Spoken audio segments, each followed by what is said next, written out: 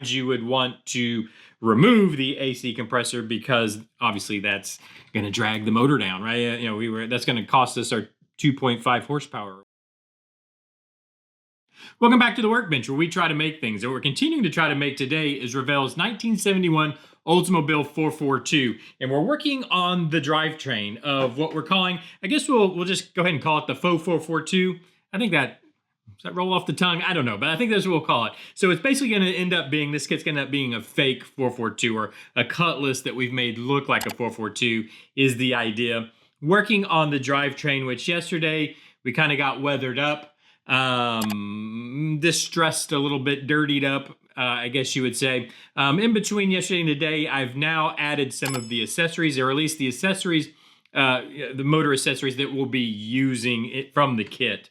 A lot of stuff I'm going to have to order, bring, get in, make, find, source, whatever, however you want to say that. But what we're going to be using from the kit, I've gone ahead and painted up and attached. And I've decided I am going to go ahead and use the pulley assembly, all the pulleys and the assembly.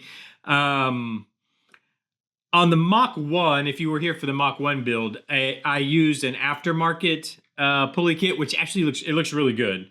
So it's individual pulleys with an actual pulley that you can wrap around it, anyways, and it looks really good. I did that on the Mach 1 because I had changed out a lot of the parts, so like the alternator and everything. So it didn't, the pulley set that came with that kit didn't fit. So we had to do something to make it work. And then I put it in the car and you can't even see it. So I thought, that's a little too much work. I'm just gonna go ahead and use the kit's pulley, and they look good. Plus, we're using all the accessories, so the alternator, the power steering pump, and the AC compressor, which I'll get to. We're going to be using all those, so this works for us. Let's just use it, and that's what I've done. Now, I do still need to weather that up a little bit. I've also included I've installed the oil filter and the starter. I need to find some little decals for these guys. This needs, I don't know, a Fram or a Wix or something kind of decal. I don't know if anybody, I have to dig through all my little decals I have or see if somebody has them, but I definitely need a decal for that. It didn't come in the kit, which I thought maybe it would. And I don't know if the starter necessarily needs anything, but it is going to need wiring run to it. By the way, all this, so I'm going to have to build a bracket for the alternator. Obviously the alternator just can't float in space like that. So I'm going to have to build a bracket that'll go from, they'll wrap around the alternator, come down to, I think usually they attach to one of the water pump bolts. I think, I'm trying to remember.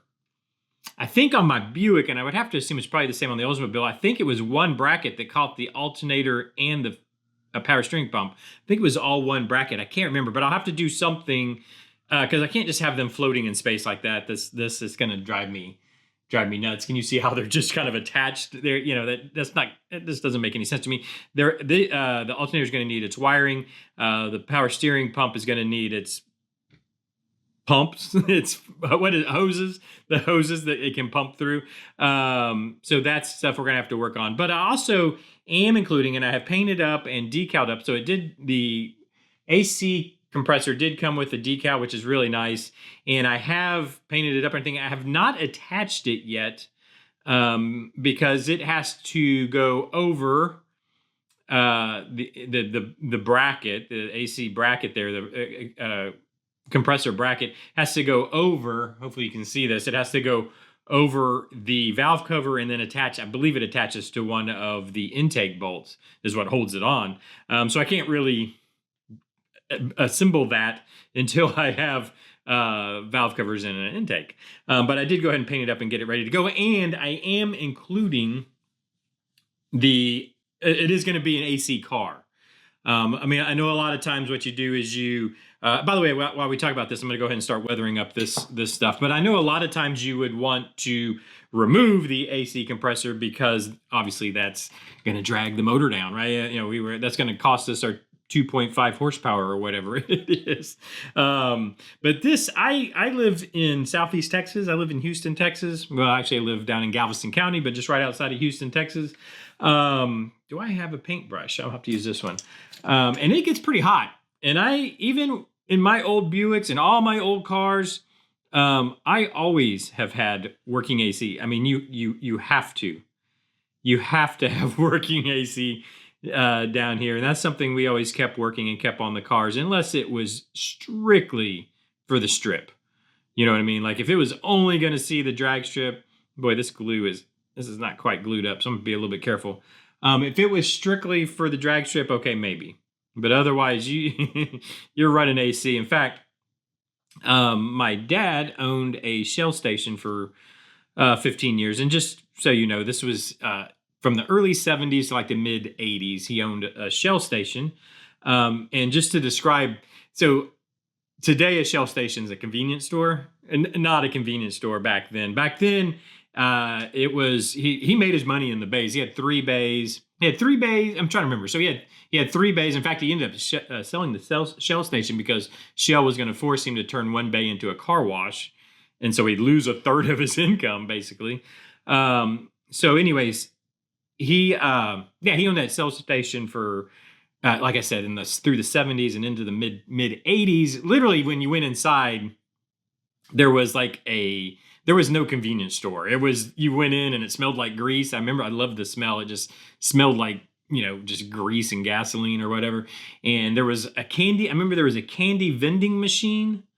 And then there was the counter. There you go, the counter with the till. And there was a lady named Dorcas. I'm not making that up. Her real name was Dorcas, would take your money. And she sold cigarettes from behind the counter. And that's about it. It was gasoline and then work. And my point being is the 2 main things he did in those bays was AC work and front end work. That's where he made his money. So apparently down here in Southeast Texas, it's hot and we have a lot of potholes. Because I'm not even kidding. It was AC work and front end work was mainly what he did. But the point being is you have to have an AC down here. It's 100 degrees, and even when you roll the windows down, it's too much. And I don't have my water to clean my brush, so I'll have to do that in a second. So we're definitely leaving in an AC car with the compressor. And I also, this kit comes with the AC lines, which just kind of look cool. So I kind of want them in the kit just to have that kind of detail. I'm going to hit these. I'm going to hit these just a little bit, just to give a little bit of a different color to them, like so. And then I think I'll go over them with, now I'll go back over them with the black wash real lightly, just to take some of the sheen off. I painted, just so you know, I painted the pulleys and whatnot with semi-gloss, but it seems awfully glossy. Why is there something on my brush? It seems awfully glossy. So I'm going to use a little bit of this black wash for one, just to try to take a little of that sheen off those things. And I think that looks pretty good. Let me get back in here. This, the alternator would be kind of dirty up front here where the vents are in it. And then probably in the back where all the wires connect and the little vents and things. I think that's going to look good. All right. I think that looks used, which is what I want it to look like. But anyways, that's just a quick story, I guess, a little bit about my history. But by the way, that's why I'm that's where my love of cars comes from.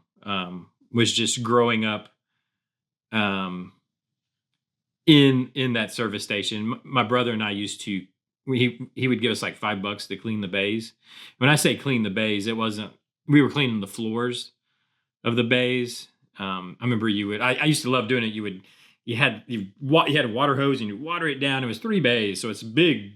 It was a lot of square footage.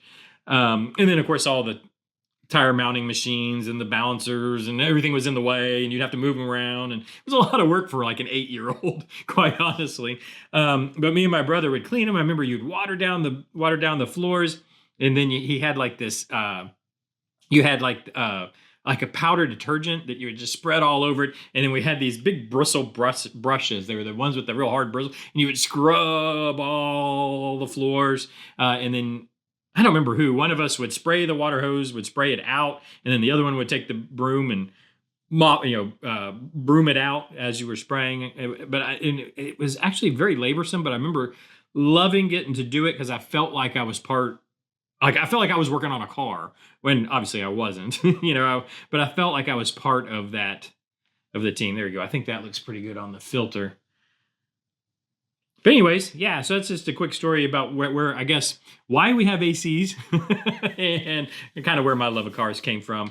And while I think have got the motor assembly as far as we can actually get it right now, I think this is going to have to be set aside at this point because I've got to get parts in or find parts or, like I said, source parts.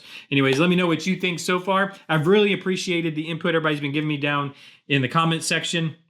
Again, this is, I'm going to kind of guide this build off of where I guess I have the overall map kind of planned out, but it's going to be guided by your ideas. So please let me know down in the comments what ideas you have. Hit that like button, hit that hype button. If you've gone this far, just could you do both of those? It helps. I don't know. I hate YouTube, but that's what they make us do. They make us ask you to do these things. So if you would do that, subscribe. I don't know. Do all the things that everybody tells you to do on YouTube, and I'll see you tomorrow. Bye-bye.